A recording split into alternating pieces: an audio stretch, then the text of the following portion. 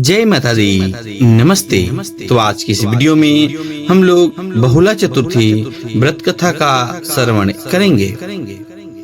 बहुला चतुर्थी व्रत भाद्रपद के कृष्ण पक्ष की चतुर्थी तिथि को बहुला चौथ या बहुला चतुर्थी कहा जाता है। यह तिथि भगवान श्री गणेश के व्रत की तिथि भी है, जिसे कि संकष्टी चतुर्थी भी कहते हैं। बहुला चतुर्थी का व्रत संतान प्राप्ति, संतान की रक्षा, संतान के ऊपर आने वाला कष्ट के निवारण, संतान की लंबी आयु व संतान के सुख समृद्धि के लिए किया जाता है। इस व्रत में गौ माता का पूजन तथा मिट्टी के सिंह की प्रतिमा बनाकर पूजा करने का विधान है। तो चलिए कथा का प्रारंभ करते हैं। द्वापर युग में जब भगवान श्री हरि विष्णु का कृष्णावतार हुआ, तब उनके सहायक के रूप में देवी देवताओं ने भी गोपियों का रूप लेकर अवतार लिया। गौ शिरोमणि कामधेनु भी बहुला नाम की गाय बनकर नंद बाबा की गौशाला में आ गई। भगवान श्री कृष्ण का बहुला से और बहुला का भगवान से अपार स्नेह था। बालक श्री कृष्ण को देखते ही बहुला के स्तनों से दुग्ध धारा बहने लगती थी।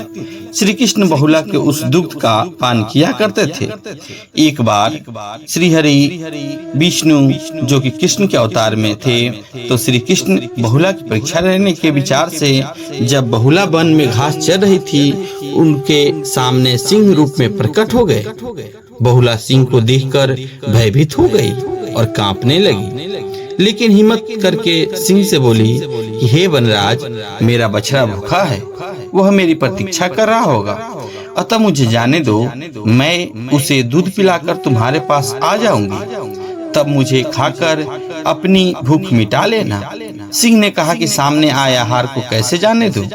तुम वापस नहीं आई तो मैं भूखा ही रह जाऊंगा। बहुला ने सत्य और धर्म की शपथ लेकर कहा कि मैं अवश्य आप वापस आऊंगी। बहुला की शपथ पर विश्वास करके सिंह ने बहुला को जाने दिया। बहुला अपने बछड़े को दूध पिलाकर अपने वचन की रक्षा हेतु सिंह के पास वापस आ गई। बहुला की सत्य निष्ठा को देखकर भगवान श्री कृष्ण अत्यंत प्रसन्न हुए और अपने वास्तविक स्वरूप में आकर कहा कि हे बहुले, तुम मेरी परीक्षा में सफल हुई। अब से भाद्रपद चतुर्थी के दिन गौ माता के रूप में तुम्हारी पूजा होगी। तुम्हारी पूजा करने वाले को धन धान और संतान का सुख मिलेगा। बहुला भगवान श्री कृष्ण का आशीर्वाद प्राप्त कर अपने घर लौट आई और अपने बछड़े के साथ आनंद से रहने लगी। इस प्रकार हम लोग ये जो बहुला व्रत का पौराणिक कथा का श्रवण किए।